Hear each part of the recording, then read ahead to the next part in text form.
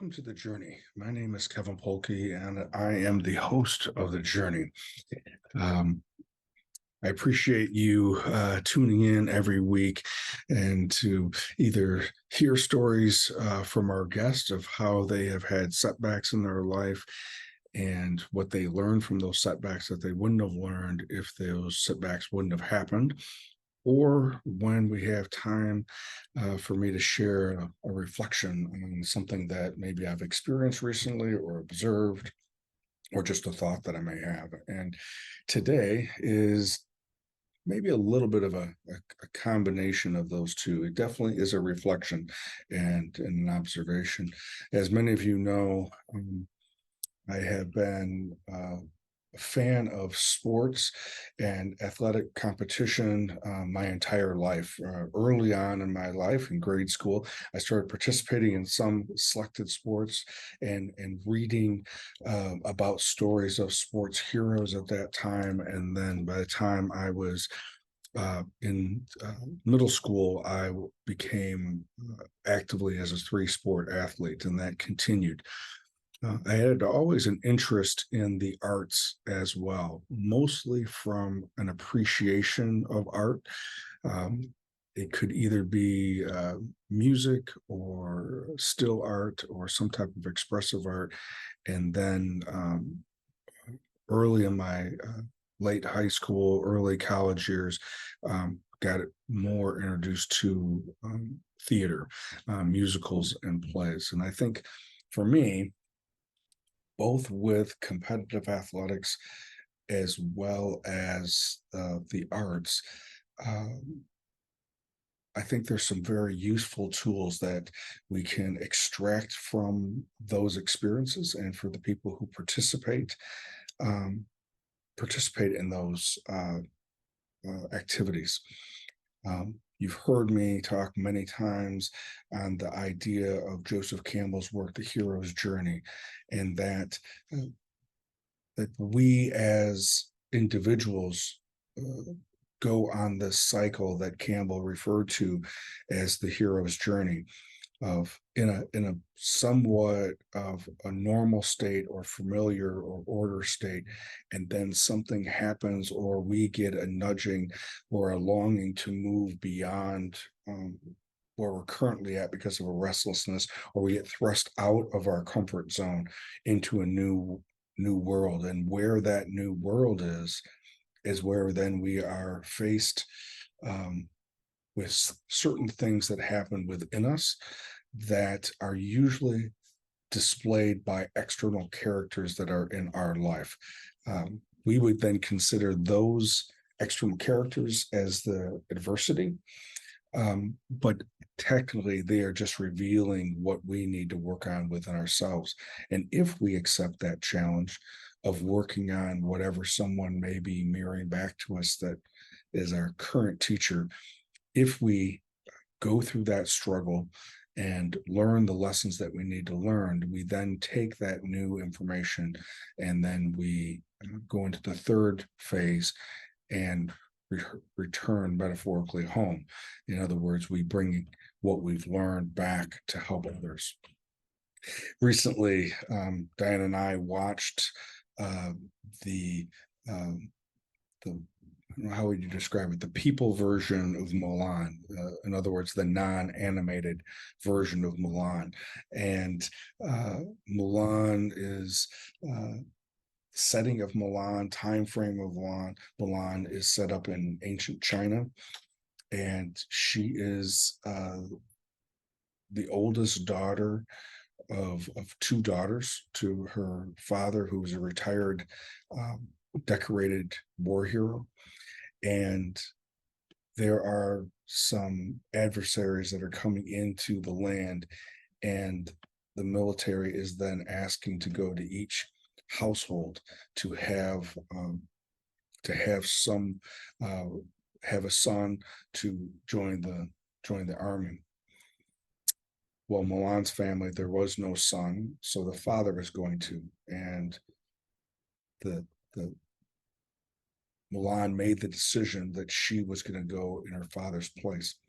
If we backtrack a little bit in the non-animated version of this, Milan was in today's language, would be the classic tomboy. She was much more interested in being active, learning certain types of skills that would be stereotypical of a boy or a male, and she became very proficient. Um, as her father said, that she had strong chi. Pressure coming from the mom and the culture said that it was her time to be looking for a suitor, and the mom put pressure on the father so that she would find her rightful place to be more feminine and looking for an eligible suitor, which would then honor the family. So the father talked to her about hiding her chi, though it was strong, hiding her chi because it was interfering with her being a candidate to be suited. That wound was placed within her. And even though she took the challenge of leaving her village to join the military to impersonate a male soldier to prevent her father from having to go, um, that wound, um, along with the fact that she was way out of her comfort zone, continued to haunt her. Fast forward through the story, it was later in the show where there was this turning point, similar to Campbell's uh, description of the hero having to face their own fears. She had to face, in the midst of facing um, the enemy, she had to let go of her training, and in this case, letting her hair down to reveal that she was a woman, which then allowed her chi to become strong. In other words, she was in that flow, and she was able to defeat the enemy and protect the overall kingdom. She then, at the end of the story, returns home expecting to be seen as someone who disgraced the family. Instead, um, she was seen as someone who honored the family as well as the emperor and all of China. So Mulan is an example of following that hero's journey from a story form from the screen. So how does it happen in real life? It may very well act out in certain activities that we're in, or it could act out in certain circumstances in which we faced. I had talked about when 7 years ago, 6 years ago, when I had my accident and I was thrust into the dark night of my soul as I was in a hiking accident. This particular story that I'm going to share was something that just recently happened. Um, there was this person who was involved with she was in a musical, had been in many musicals for the last uh, 13 years or so.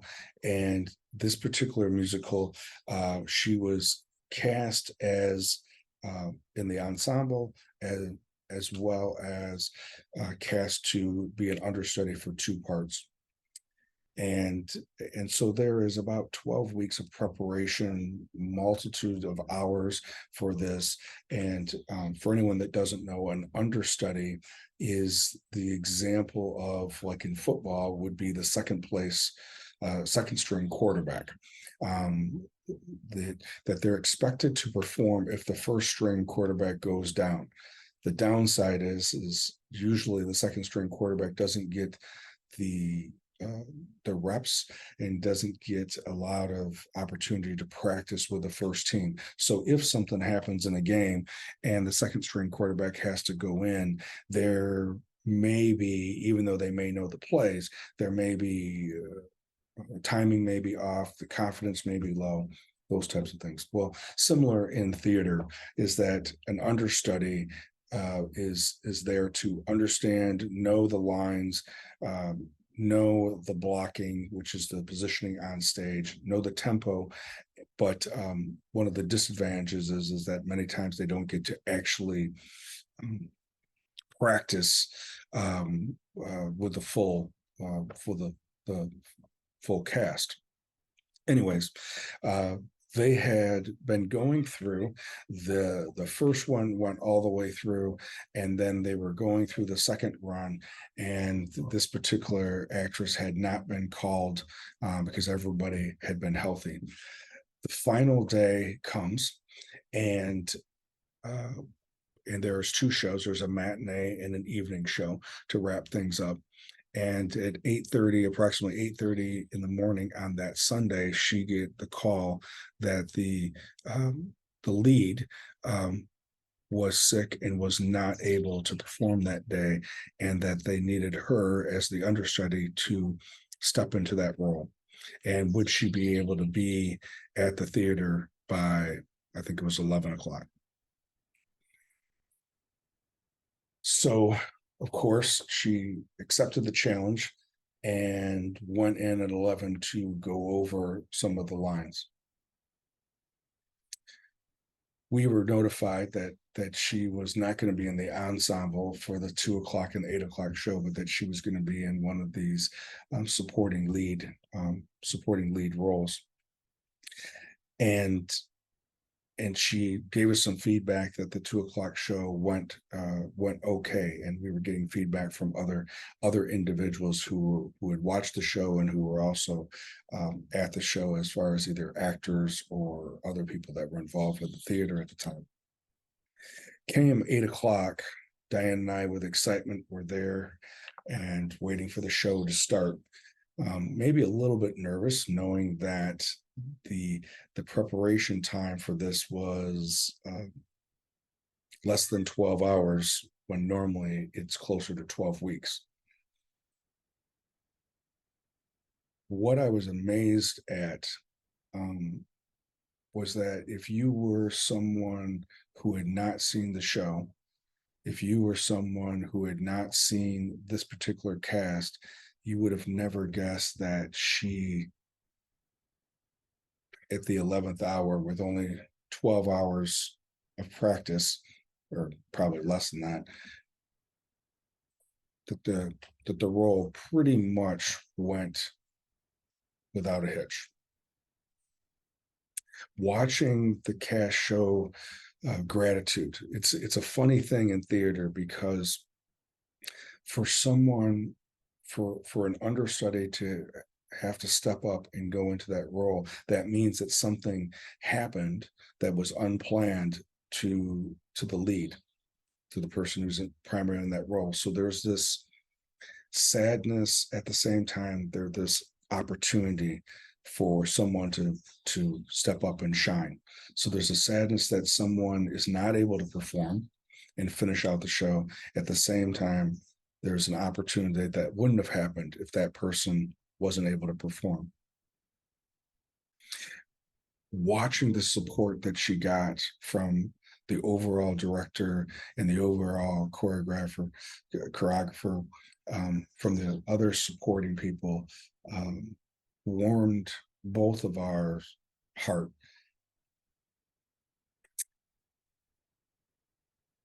I was extremely proud to watch Sierra in the midst of a lot of personal stuff that were going on, moving, taking some more graduate classes for another certificate as a school social worker, that she was able to contribute and come in and be a significant part of that show with such a late notice. So what do I think actually allowed her to have success with such short notice? We recently talked about this idea of character, who you are when no one's watching.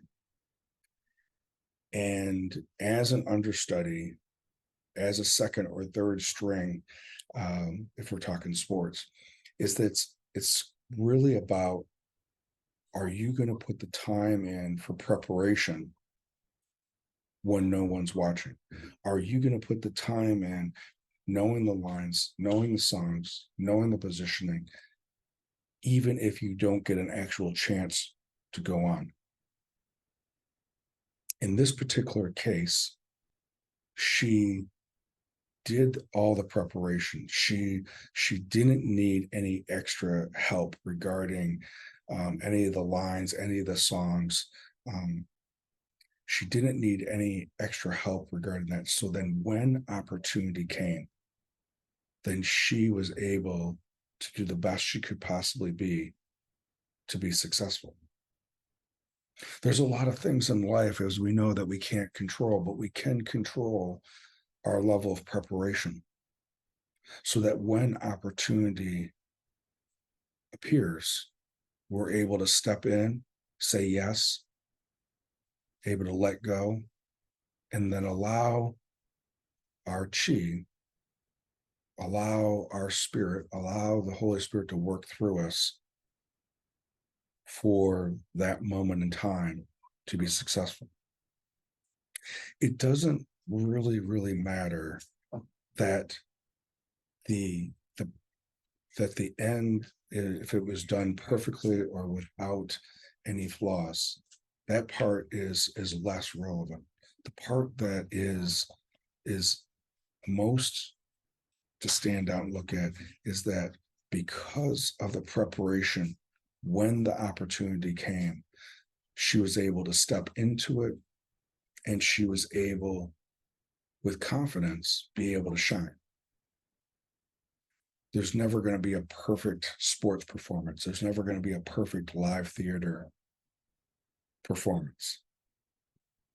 And that ends up being why live activities, sports, or art, why they are so, why when Diane and I will go to, when Sierra has a run, uh, that we will go to, uh, out of 8 shows in a weekend, we will go to at least a third of them, if not more, because each time it's a little bit different.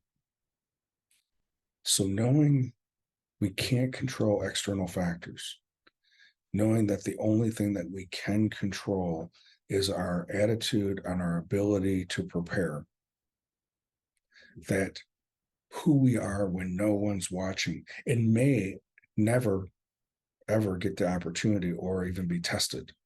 But when the call does come, that we're able to then accept that call and step in and allow something greater than ourselves to shine. Sierra, both your mom and dad are proud of you, and keep doing the form that you know that works for you. Preparation plus opportunity equals success. And always continue at being the best who you are, regardless of people are watching, or people aren't. As always, I appreciate you listening and being with us, and look forward to being with you next week.